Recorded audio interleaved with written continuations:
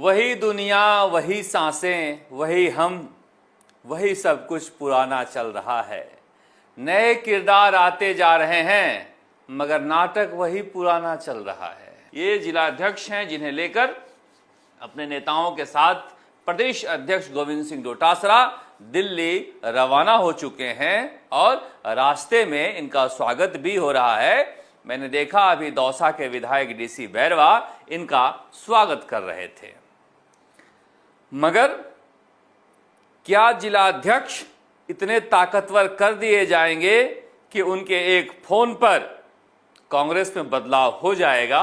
और क्या जिलाध्यक्षों के मजबूत होने से प्रदेश अध्यक्ष उनके काबू में रहेंगे? क्या जिलाध्यक्षों के मजबूत होने भर से जनता जुड़ जाएगी कांग्रेस से? पता नहीं। मगर राहुल गांधी को लगता है कि सीधे ग्रास रूट पर कांग्रेस को जोड़ने के लिए जिलाध्यक्षों को मजबूत करना जरूरी है। यह बात मैं इसलिए कह रहा हूं कि इसमें शक है। मैंने जिलाध्यक्षों की बहुत सारी बैठकें देखी। ये सफर का आनंद है जब दिल्ली जा रहे हैं गोविंद सिंह डोटासरा। करौली की बैठक में, दौसा के बैठक में, हनुमानगढ़ की बैठक में और बहुत सारे बैठकों का दृश्य जब आप देखेंगे तो नेता किस तरह से तू मैं कर रहे हैं। ये बता रहे हैं कि ये फालतू का काम, इस तरह के बड़ी बड़ी बातें करके जाते हो, कुछ होता नहीं है। कहीं कहीं तो जिलाध्यक्षों पर गंभीर आरोप है। तो ऐसा ना हो कि राहुल गांधी का वो फॉर्मूला कि संगठन में चुनाव जो होंगे वो अध्यक्ष और महासचिव बनाएंगे, कहीं ऐसा ना हो कि और सारे गुट जिला स्तर पर खड़े हो जाएं। क्योंकि कांग्रेस एक लोकतांत्रिक पार्टी होने का भ्रम हमेशा से रखती है और कांग्रेस कोई पार्टी नहीं है। देखिए, मैं हमेशा से कहता हूं कि जो भी निकला है, जो अलग अलग विचारधारा को लेकर पैदा हुआ है, वो कांग्रेस से ही निकला है। कांग्रेस एक तरह से गंगोत्री है। चौरा चौरी कांड करने वाले या उसमें आरोपी गोरखनाथ पीठ के दिग्विजय सिंह जी राम जन्मभूमि के आंदोलन के प्रणेता थे, जिनके शिष्य अभी उत्तर प्रदेश के मुख्यमंत्री के गद्दी पर बैठे हैं, आदित्यनाथ। वो भी कांग्रेसी ही थे।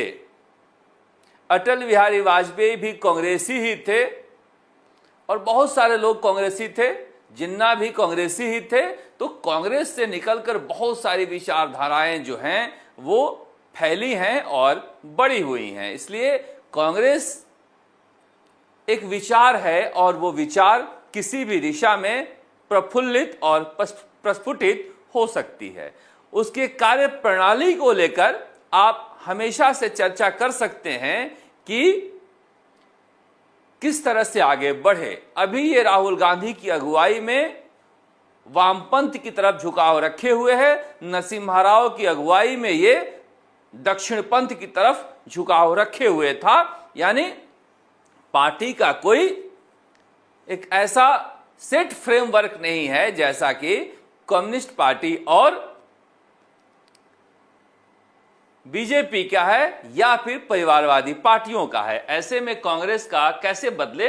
ये करौली का दृश्य है जहां पर विधायक संजय जाटव जो हैं वो आप देख सकते हैं कि किस तरह की माहौल है। यहां पर जो बोल रहे हैं और बता रहे हैं कि किस तरह से चुनाव में जो जिलाध्यक्ष होते हैं वो पार्टी के उम्मीदवारों को हराने में भी लग जाते हैं। कई बार न हराने में लगते हैं न जिताने में लगते हैं। ऐसे आरोप इस चुनाव में भी, उपचुनाव में भी लगते रहे हैं, मसलन दौसा जैसी जगहों पर। हालांकि जिलाध्यक्ष बहुत ज्यादा मायने नहीं रखता है कांग्रेस में।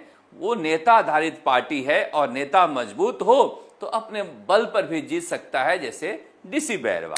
खैर, अब समस्या यह है कि कांग्रेस में जिस तरह का बदलाव और जो लोकतांत्रिक प्रक्रिया शुरू करना चाहते हैं राहुल गांधी, उनके पुराने जो प्रयास रहे हैं वो बहुत ज़्यादा सफल नहीं रहे हैं। इस बार क्या रहेंगे, हो भी सकता है, क्योंकि देखिए कांग्रेस का इस तरह का इतिहास रहा है कि जो पहले मुख्यमंत्री हीरालाल शास्त्री थे, उन्हें वल्लभ भाई पटेल ने मुख्यमंत्री तो बना दिया, मगर जवाहरलाल नेहरू का गुट जो था, जिसमें जयनारायण व्यास थे या फिर माणिकलाल वर्मा थे, दूसरे जो नेता थे, बहुत सारे नेता थे उस समय, उनको मानने के लिए तैयार नहीं हुए और उनको हटाने के लिए दिल्ली से लेकर और जयपुर तक की एड़ी चोटी का जोर लगा लिए, अविश्वास प्रस्ताव तक पेश कर दिया। नाराज होके हीरालाल शास्त्री ने विरोधी गुटों पर मुकदमा दर्ज करा दिया। यानी जो अशोक गहलोत सचिन पायलट के बीच का झगड़ा देख रहे हैं, ये कांग्रेस के राजस्थान में शासन की उत्पत्ति के समय ही था। जैसे ही वल्लभ भाई पटेल का देहांत हुआ, तुरंत हीरालाल शास्त्री को हटाई कांग्रेस और जयनारायण व्यास जवाहरलाल नेहरू के पसंदीदा बैठा दिए गए। अब जयनारायण व्यास लगातार 3 चुनाव हार गए, तब जाके उनको हटना पड़ा। वो चुनाव जीत ही नहीं पा रहे थे ताकि विधायक बने और मुख्यमंत्री बने और पसंद थे नेहरू जी के। तो आप समझिए किस तरह की राजनीति जो है कांग्रेस की शुरुआती राजनीति रही है। ऐसे में ये कहना कि हम पुरानी कांग्रेस को खोज रहे हैं, पुरानी कांग्रेस तो वही है जो इन दिनों है, इन दिनों जो है वो पहले वाले से ज्यादा बेहतर है।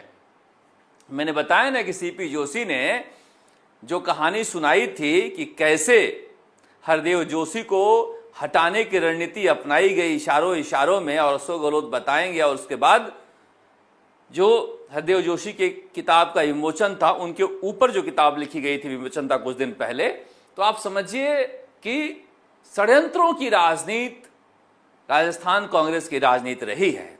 राहुल गांधी षड्यंत्रकारी नहीं है। राहुल गांधी सीधे साधे सच्चे और बुद्धिमान राजनेता हैं।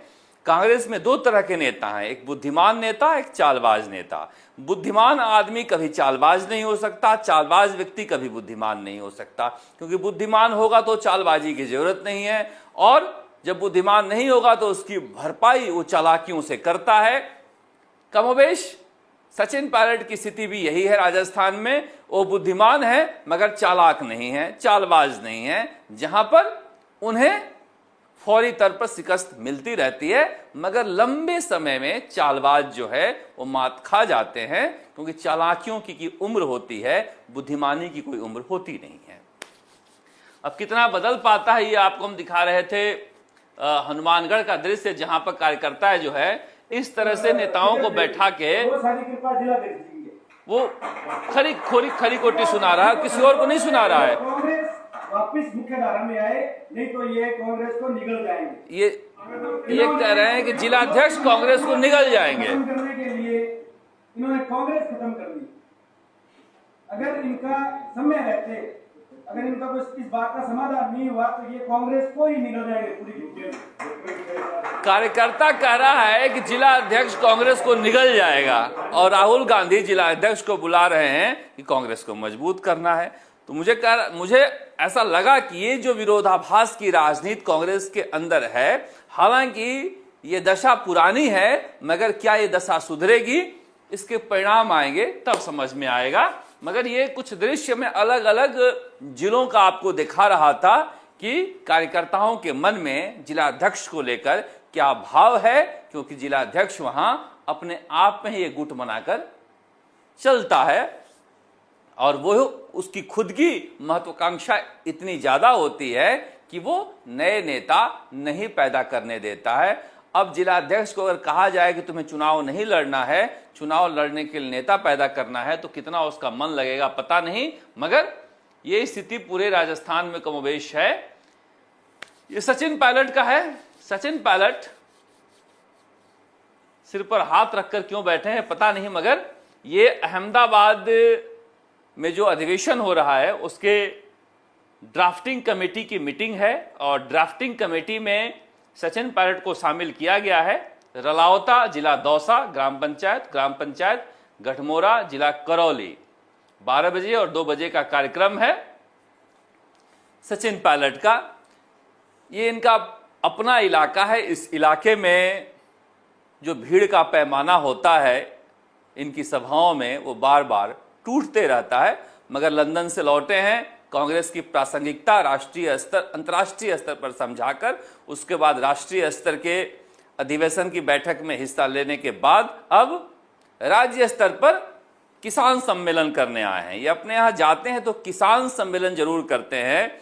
किसान नाम अपने सभाओं में जरूर लगाते हैं क्योंकि इन्हें लगता है कि राजेश पायलट की विरासत को भी आगे लेकर जाना है। पर राजस्थान में चुनाव बहुत दूर है। गोविंद सिंह डोटासरा, टीकाराम जूली और सचिन पायलट 3 ऐसे बड़े नेता हैं जो कांग्रेस की सियासत को आगे लेकर जा सकते हैं। मगर अगर ये तीनों इकट्ठा रहे तो पुराना नेता जो है वो भी पीछे नहीं रह रहा है। अब देखिए दृश्य मैं क्यों दिखा रहा हूं आपको।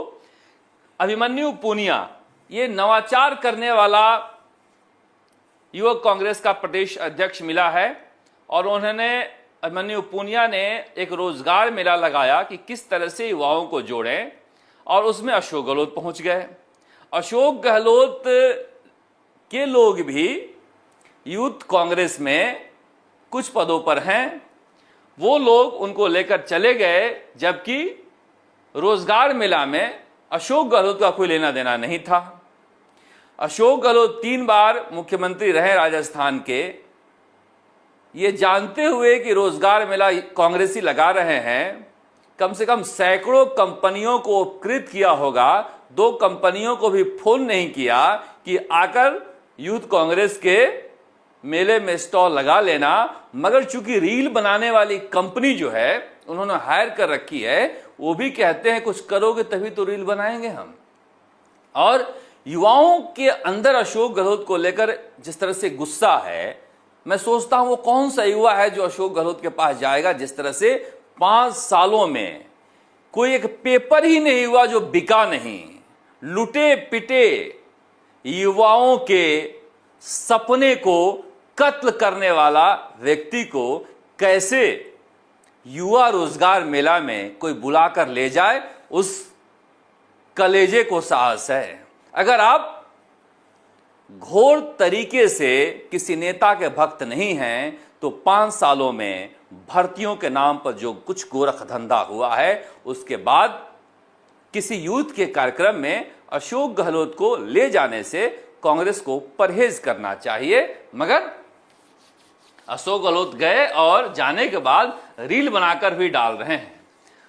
ये उनके गुट के कुछ 10-15 लोग हैं जिनके साथ वो इंटर कर रहे हैं और उसके बाद वो जा रहे हैं। ये केवल रील बनाने के लिए गए थे, बाकी कोई काम था नहीं वहां पर। मगर यूथ कांग्रेस के एक अच्छी पहल है और इस पहल को लेकर अगर अभिमन्यु पूनिया एक्सपेरिमेंट करते हैं निचले स्तर पर, तो कांग्रेस के वर्कर कैसे आम युवाओं को जोड़ पाएं या फिर 5 साल का जो पाप है उसे खत्म कर पाए। मैं 5 साल ही क्यों, मैं तो वसुंधरा राजे और अशोक गहलोत के सारे पुराने कार्यकाल को कहता हूं कि युवाओं के सपने को चकनाचूर करने वाले वो सारे के सारे काल थे। पर खुशी आई है अशोक गहलोत के घर। अशोक गहलोत फिर से दादा बने हैं। वैभव गहलोत ने जानकारी दी है कि पुत्र रत्न की प्राप्ति हुई है और इस खुशी के मारे अशोक गहलोत अस्पताल पहुंच गए हैं अपने पोते को देखने के लिए। पोता जरूरी होता है। प्रियंका गांधी जितने भी प्रतिभावान क्यों न हो, राहुल गांधी जरूरी हैं। सोनिया गहलोत कितनी भी प्रतिभावान क्यों नहीं हो, वैभव गहलोत जरूरी हैं। तो पोती पहले से अशोक गहलोत के पास थी, अब पोता भी हो गया। तो एक तरह से एक कंसेप्ट जो है कंप्लीट फैमिली की, इसलिए खुशियां जाहिर तौर पर अशोक गहलोत के घर आई है और एक खुशी का मौका भी है, हम भी बधाई देते हैं। पर नेता का नेता, नेता का बेटा नेता कांग्रेस में बनता है, ये एक नियम है, ये एक अपवाद नहीं है। इसलिए कार्यकर्ताओं को, कांग्रेस के कार्यकर्ताओं को एक और नेता के लिए अपने आप को तैयार करना चाहिए।